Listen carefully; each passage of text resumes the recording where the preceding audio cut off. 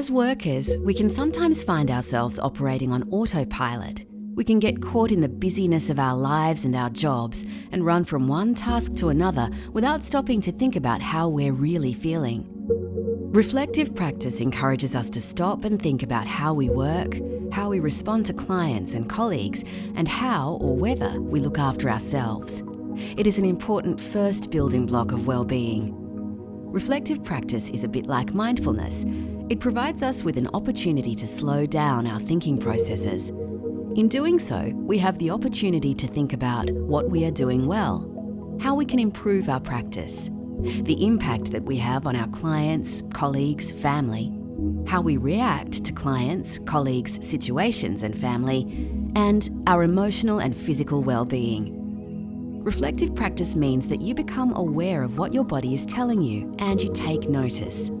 It is easy to miss or even dismiss the physical responses we feel in particular situations. How does your body tell you that you are feeling stressed? It takes time and energy to understand these responses, but the benefit is that you become a more thoughtful and focused person. Reflective practice also means that we take time to value ourselves and our contribution. It means that we take time to look after ourselves so that we are no longer operating on autopilot. You can think of this as a toolkit. A tradie has a toolkit that they take to work each day. But for workers in our field, we are the toolkit. Our toolkit comprises who we are, how we communicate, our life experience, our empathy, our compassion, and even the way we physically respond to someone. We also have knowledge, theory, and experience in our toolkit. A tradie looks after the tools in their toolkit. They use them appropriately, they care for them, and they keep them safe. We also need to look after our toolkit.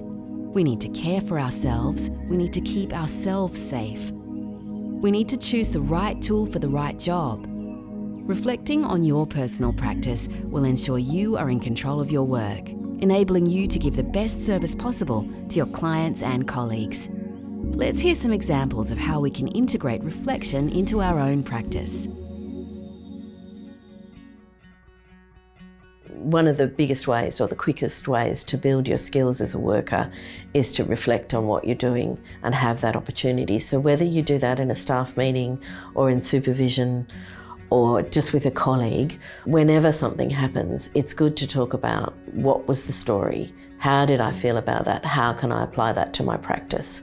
So when I think about people on reception in a housing role, what went well? So if the interaction with a client or a tenant or a punter just went well, stop and reflect on that. What did you do? Because these are explicit skills. Often they're implicit and people say, I never have any trouble. But it's a skill. So let's unpack that. Why? What is it that I'm doing? Do I have good body language? Do I make sure that the person feels heard?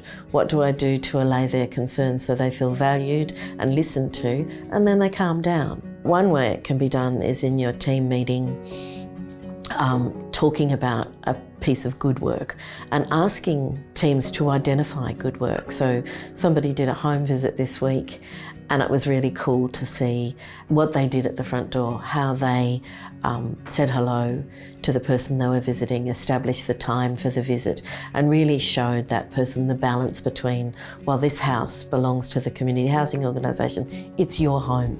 So if that's done well by a worker, it's really good to reflect and unpack that. Why was it a good piece of work? And then get others to talk about it. You've got the team telling other members of the team how they value their practice. You've got those that don't have that skill having the opportunity to be exposed to that and develop that skill. It's too easy to always be talking about what we could do better. We do lots of things really well, and the more we share that, we get to have that warm fuzzy with each other of what I value about you as a worker. So I think reflective practice is an incredibly important skill to have, and I don't think it's something that you just do in supervision or you just do in training.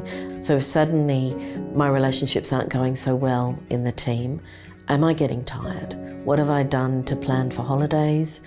Am I getting the supervision I need? I think we should be reflective every day of what we're doing, and after every interaction or at the end of the day, take a moment to think about what went well today, what didn't, because if we do reflect, we can see a change.